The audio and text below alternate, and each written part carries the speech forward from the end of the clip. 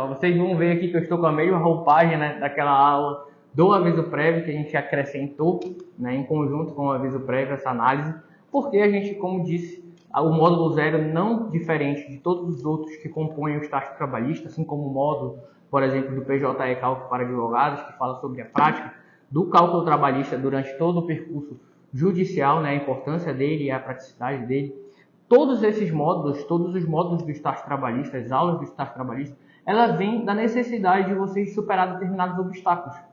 E por vezes a gente grava ali o curso e percebe uma dúvida comum entre os nossos alunos, a gente percebe que alguma coisa a gente deixou de aprofundar e pode melhorar, então a gente vem aqui aprofundar e melhorar. E essa dúvida, por exemplo, que eu vou trazer agora para vocês, sobre aonde ajuizar a demanda, é algo que há muito tempo já tinha sido ultrapassado pela gente, mas que em algum momento a gente teve que ultrapassar, né? Então eu preciso voltar lá para ajudar vocês. Só que às vezes passa despercebido, por isso que eu preciso da ajuda de vocês. Sempre mandem perguntas, sempre tiver qualquer tipo de dúvida, procura a gente, fala com a gente vai vir aqui esclarecer vocês, ou pontualmente, ou se tornar algo que a gente sinta a necessidade de compartilhar e gravar, a gente vai fazer, porque em algum momento aquilo já foi um obstáculo para a gente. Só que agora, depois de trabalhar, superar e trabalhar em cima dele, a gente acaba esquecendo que em um momento a gente teve que superar aquilo. E esse caso, né, dessa aula, por exemplo, é o local do ajuizamento da demanda. Todo mundo já teve que se deparar com esse momento, né? Seja na academia, a gente discute lá onde ajuiza essa demanda, qual é o juiz competente, qual o local competente. E o ajuizamento da ação trabalhista, ela tem um local como regra. Qual o local de regra do ajuizamento da ação trabalhista? O local onde a pessoa trabalhou, o local da prestação de serviço. Mas, de novo, esse módulo ele não é feito para vocês pegarem uma pílula, engolir e acabou. Vocês precisam entender o porquê. Essa é a intenção dele, balizar o conhecimento de vocês para dar proatividade. Principalmente porque esse é um tema muito importante para quem visa aí, quem tem a intenção de expandir a sua atividade para mais de um local. Hoje a advocacia do trabalho, ela evolui, né? Ela tem uma dinâmica de acompanhamento da vida real muito mais forte, muito mais célere do que as demais áreas da justiça. Então a gente tem juízo 100% digital, por exemplo.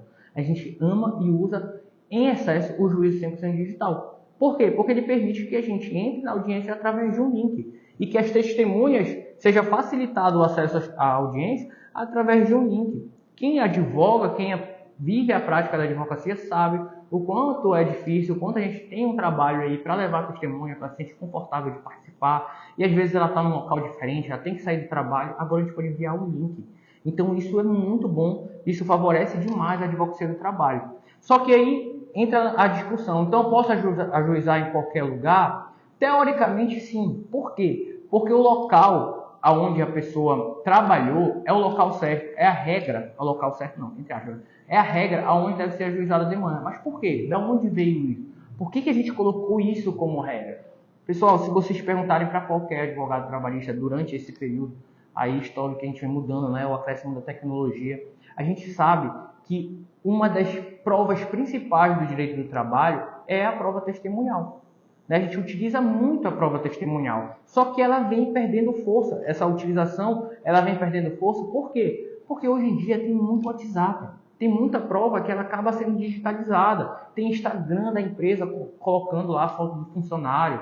Então tem muita coisa que já está subindo para a nuvem da internet e a gente vai lá e extrai a prova e a testemunha já é menos acessada do que antigamente. Porque antigamente a informalidade era difícil provar porque não tinha gente postando no Instagram, postando no Facebook, não tinha troca de mensagem com o chefe, era tudo feito de forma direta. E quanto mais informal, menos prova de pagamento, onerosidade, por exemplo.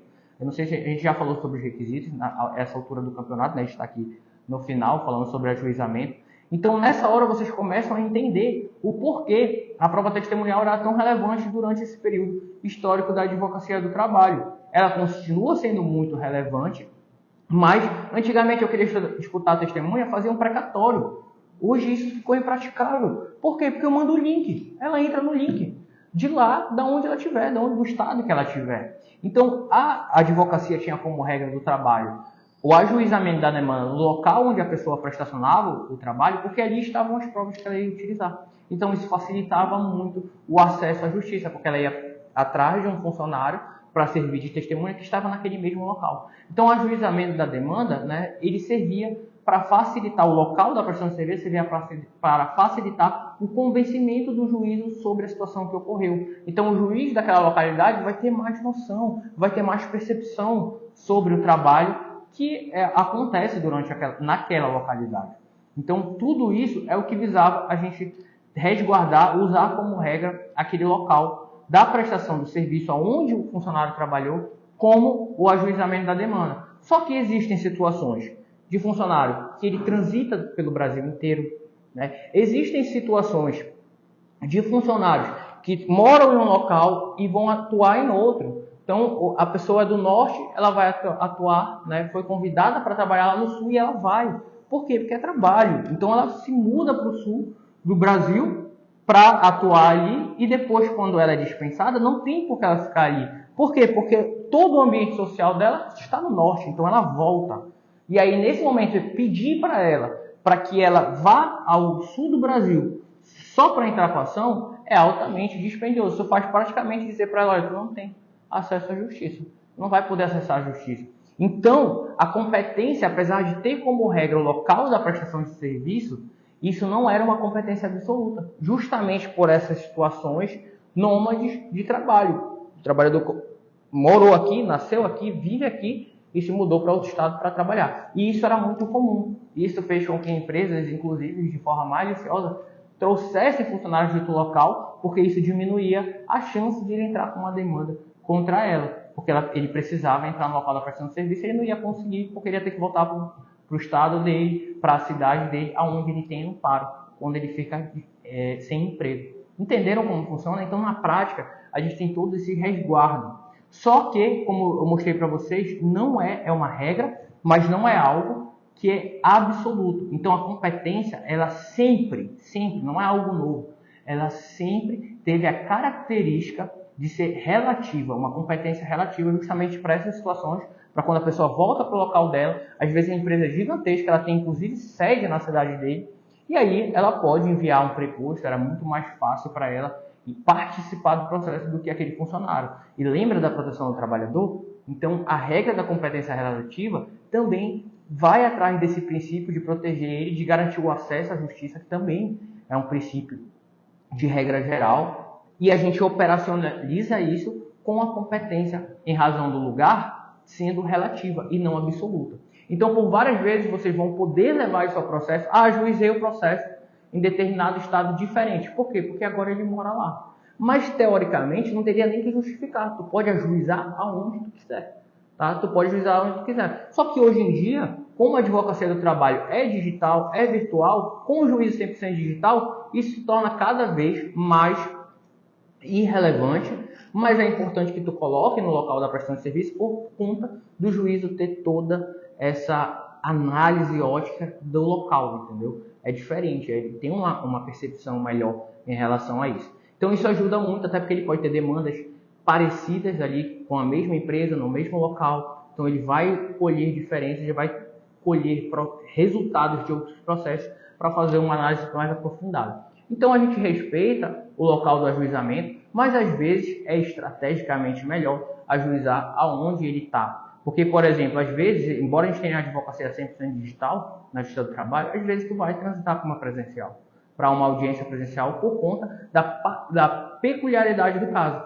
E por conta disso, a gente está no local ali para ir até a audiência, se for o local onde a pessoa está. Então é importante, né? Manda ela para lá. Às vezes tu não está lá como advogado, mas a pessoa vai. E tu, como advogado, acessa de forma híbrida online. E isso é muito bom. Então a gente ajuiza no local de demanda, se precisar guiar uma testemunha, por exemplo, até a sala de audiência, se precisar que o funcionário vá até lá, né, de forma presencial, porque a gente já aconteceu, por exemplo, de ter pessoas que a gente atende que tinham problema auditivo, que juiz, eu gostaria que a audiência fosse presencial, para que ele tivesse o acesso a você. Porque aqui, com o mecanismo de áudio e tudo mais, não é tão claro, né, não preenche o objetivo, que é ele ter acesso às perguntas que você está fazendo e ele poder responder sobre a veracidade dos fatos. Então, foi um caso particular, peculiar, em que a gente levou o cliente até a audiência presencial. E nesse caso, se a gente não estivesse no mesmo estado que o nosso cliente, ele iria e a gente ia fazer de forma virtual.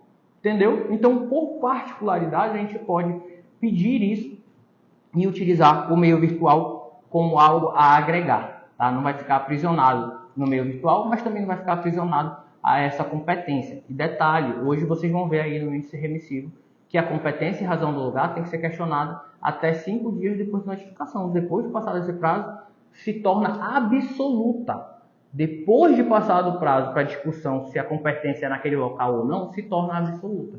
E se ele vai discutir a competência e razão do lugar, por exemplo, em uma contestação, em uma manifestação contrária, ele tem que trazer fundamentos que realmente resguardem essa segurança jurídica, tem que haver um motivo. Hoje em dia, como eu disse para vocês, está ficando obsoleto. A empresa não vai querer discutir isso porque a audiência é virtual, ela vai pedir 100% virtual, não vai precisar mandar preposto agora por todo o país. Né? Antigamente, a empresa mandava preposto o país inteiro, né? Andando de um lado para o outro, para cumprir as audiências, para não pegar revelia, e agora ela entra no link, de forma híbrida. Então, isso tudo tende a se tornar obsoleto, mas é importante a gente saber as raízes, o nascimento disso, para que a gente possa fazer sempre essa conexão e em caso de questionamento, tu vai ajuizar onde? Vou ajuizar no lugar onde tu estacionava. Não, vou ajuizar no local onde tu mora agora e vou falar para o juiz, olha, ele mora aqui.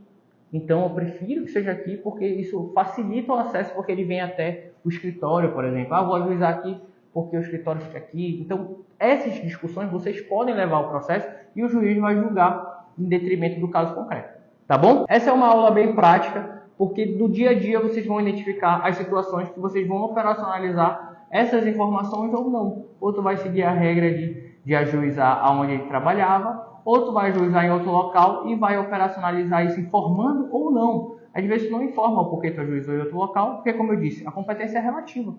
Eu posso ajuizar em qualquer lugar, não é uma competência absoluta. Então se eu ajuizar num estado, no meu estado, na minha cidade, onde eu acho a justiça mais séria, mais rápida, eu vou lá e ajuizo naquele local. E aí, se a parte contrária contraditar, né, o juiz vai julgar se modifica a competência ou não, se ele envia o processo para outra jurisdição ou não, ou se ele mantém ali diante da argumentação que tu levou, ou diante da ausência de argumentação, ele pode modificar a competência. Então, tu tem que saber quando vai argumentar sobre o porquê tu está ajuizando em outro local ou não. Porque às vezes vale a pena tu abrir um tópico na tua ação e falar, olha, eu quero que seja julgado nesse local, porque eu quero que seja uma audiência presencial, e ele mora aqui nesse estado, se for para outro estado não vai conseguir participar da audiência, não vai conseguir entrar com a ação, vai ficar dispendioso. Se a empresa não pode vir, a gente manda o link, faz de forma híbrida. Então é importante vocês terem essa sutileza e essas informações para justificar o juiz, e aí ele vai alterar a competência conforme o caso concreto. Tá fechado? Então a gente veio trazer isso para cá, porque isso é o início, né, da demanda, tá ali. Excelentíssimo senhor. Então, e o direcionamento para o estado onde você advoga, onde você trabalha, onde vai ser o juízo daquela demanda. Tá bom? É isso, vamos para a aula seguinte que eu vou trazer um bônus especial para vocês.